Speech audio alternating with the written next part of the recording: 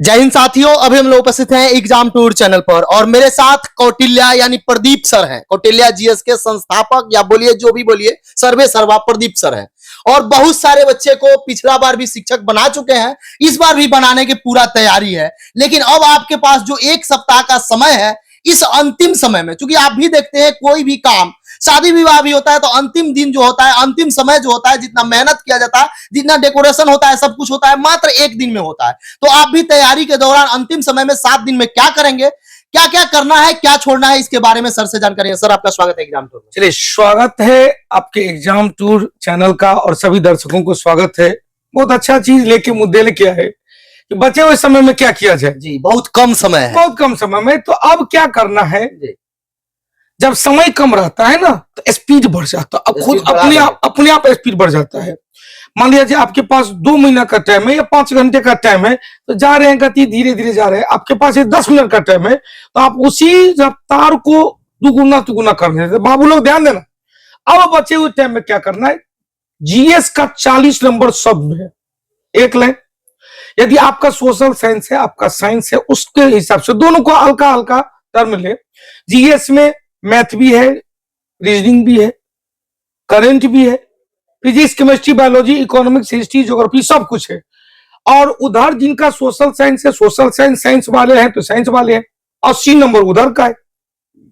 तो अब जो जितना समय है, जितना को चीज आपने पढ़ा है, मैंने पिछले पहला बैच में भी आप देखे होंगे 2 से 2.5 महीना में, और हमने पूरा सिलेबस को कवर करवाया। और यदि बीएड वाले को पहला चरण में नहीं निकलता ना तो एकदम छाया रहता, लेकिन फिर भी डीएलएड वाले भी तहलका मचा दिए। और इस बार संजोग अच्छा है बाबू, जो समय है शिफ्टिंग कर ले। 4 घंटा जीएस पर दे दे, 4 घंटा आप अपना ऑप्शनल पेपर पे दे दे, 2 घंटा करेंट पर भी दे दे। मतलब प्रत्येक दिन आपको बांटना पड़ेगा। हिस्ट्री का कौन सा सेक्शन ज्यादा महत्वपूर्ण है, तो देखते हैं मॉडर्न हिस्ट्री ज्यादा महत्वपूर्ण है। इंडियन पॉलिटी वाला कौन सा सेक्शन है, तो मूल अधिकार, राष्ट्रपति वाला टॉपिक, संवैधानिक संशोधन वाला टॉपिक। यदि आप इकोनॉमिक्स का टॉपिक लेते हैं, इकोनॉमिक्स टैक्स स्ट्रक्चर देखना है, पंचवर्षीय योजना देखना है। क्वेश्चन पूछेगा बैंकिंग का, खासकर आरबीआई का काम देख लेना है। क्वेश्चन पूछेगा कि भैया ज्योग्राफी में इंडियन ज्योग्राफी को खूब बढ़िया से पढ़ लेना है। जितना रिवीजन कर, मतलब रिवीजन मतलब होता है देख के निकलो। अब जो लोग शुरू से पढ़े हुए हैं उनको रिवीजन करने में टाइम बहुत ही कम मिलता है, बहुत कम। एक बार ऐसे देखेगा, आपके चैनल को हमने देखा, और जो कौटिल्या परिवार के प्रत्यक्ष और अप्रत्यक्ष रूप में सदस्य होंगे, तुरंत देख दिया प्रदीप सर आगे, तो क्या रिवीजन हो गया, रिकॉल हो गया। तो रिवीजन करना बहुत ही जरूरी है।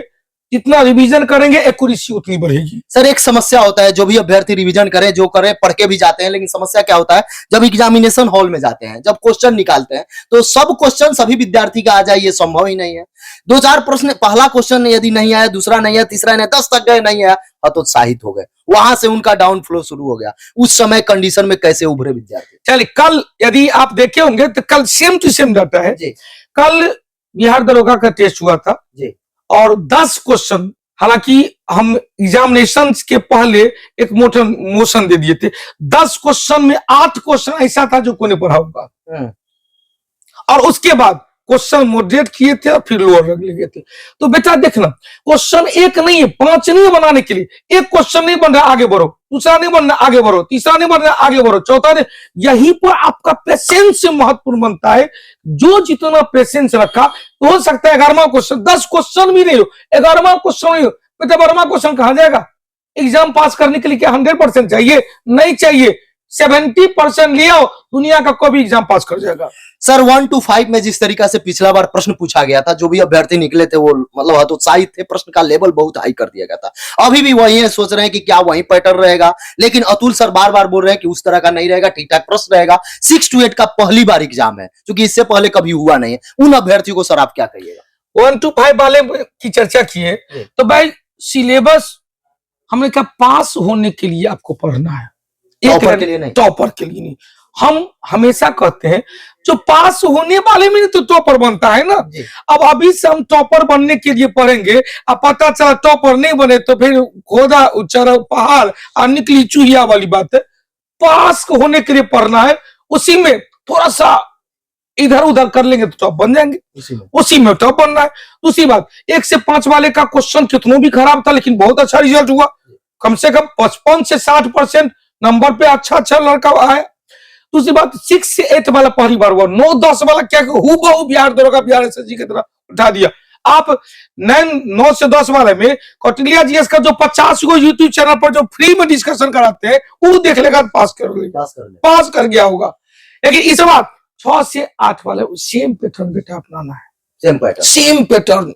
जीएस इधर उधर से नहीं बनेगा, मतलब एनसीईआरटी पढ़े उसको रिवीजन कर लेते बस।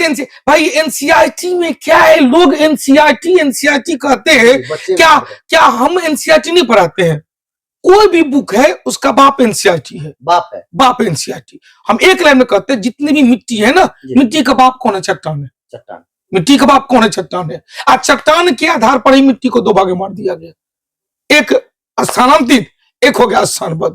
तो एनसीईआरटी एसटीईआरटी मतलब जितने भी मार्केट में बुक है, जो भी टीचर पढ़ा रहे हैं वो कहीं ना कहीं एनसीईआरटी से ही निकला हुआ है, क्योंकि मान्यता प्राप्त एक बुक है एनसीईआरटी। सर 5 क्या आप सुझाव दीजिएगा जो भी शिक्षक भर्ती में शामिल होना चाहते हैं, 1 to 5 वाले हों या 6 to 8 वाले हों या 9th 10th या 11th 12th वाले, उन अभ्यर्थियों को 5 सुझाव क्या? पहला सुझाव, ओएमआर सीट को ठीक तरीके से भरेंगे, क्योंकि पहला रिजल्ट आपको वही निकल जाता है जी। थोड़ा सा भी इधर उधर हुआ आपका आउट ऑफ बाहर है स्टेशन से। दूसरा, क्वेश्चन पढ़ते समय शब्द को देखेंगे, 5 क्वेश्चन कम बनाएंगे मंजूर है, इन क्वेश्चन सही तरीके से पढ़ेंगे। नहीं तो पूछ दिया कि भैया भारतीय संविधान को पहली बार लागू कब किया गया था, आप मार क्या जाएगा 26 जनवरी 1950। तो पढ़ने के क्वेश्चन नहीं पढ़ने के कारण गलत हो गया कि भारतीय संविधान लागू होना पूछ दिया, 26 जनवरी मान दिया। पूछा हुआ है भारतीय संविधान को पहली बार कब लागू किया गया, 26 नवंबर 1949। मतलब शब्द क्वेश्चन पढ़े, आपका उत्तर। मेरा एक कॉन्सेप्ट बनता, मैं जब भी खुद परीक्षार्थी था 10 क्वेश्चन कम बनाती थी, एक्यूरेसी ज्यादा रहता था, इससे एक्यूरेसी बढ़ता। 2, तीसरा क्वेश्चन, इसको संयम बरतना। चौथा, टेंशन लेके एग्जाम देने नहीं जाना है कि हमने किसी से वादा किया है इस बार हो जाएगा। तो किससे वादा करके जाते हैं विद्यार्थी? माता पिता से। कुछ लोग तो अलग वादा। अब देखिए, अब बाबू लोग भी जानते होंगे भाई, पहला वादा माता पिता से, दूसरा वादा अपने गुरुजनों से, तीसरा वादा ईटीसी से। ईटीसी अब आप आपसे भी वादा कर सकते हैं, तो वो वादा दिमाग पर नहीं रखना है, अपना बेस्ट करने के लिए जाना है। क्योंकि कभी कभी क्या होता है, तैयारी अच्छी है और तकदीर है, ऊपर वाला थर्ड पावर है, ऊपर वाला का जब तक इशारा नहीं होता है हम लोग नहीं कर पाते बस। लेकिन ऊपर वाले मेहनत को कभी भी इग्नोर करते, बेटा बहुत पर क्या है इसको जाने दो इस बार। 4 और 5वां, रिवीजन करते रहना है, बस रिवीजन, बस 5 फंडा है। इस तरह से जैन धर्म के 5 मानने वाले के लिए था सत्य, अहिंसा, अस्तेय, अपरग्रह और ब्रह्मचर्य। उसी तरह से कौटिल्या जी इसका महामंत्र ये 5 हुआ। जो 5 करेगा वो केवल शिक्षक ही नहीं, बिहार दरोगा अभी 17 तारीख को है, बिहार एसएससी आने वाला एग्जाम है, तो तीनों में अपना बेस्ट करके आएगा। जो भी शिक्षक अभ्यर्थी देख रहे हैं, यदि उनके मन में किसी भी प्रकार का कोई डाउट हो, कोई समस्या हो, तो आप जरूर एग्जाम टूर पर कमेंट कीजिएगा। यदि चैनल पर नए हैं तो चैनल को सब्सक्राइब कर लीजिएगा, लोगों में शेयर करिएगा, फिर किसी इंटरव्यू में उसको शामिल करूंगा। सर समय देने के लिए बहुत बहुत धन्यवाद। चलिए, पूरे चैनल के परिवार, कौटिल्या परिवार की तरफ से चैनल के सभी श्रोताओं को, दर्शकों को ऑल द बेस्ट। आप अच्छे करके आना, रिजल्ट आपके लिए इंतजार कर रहा है।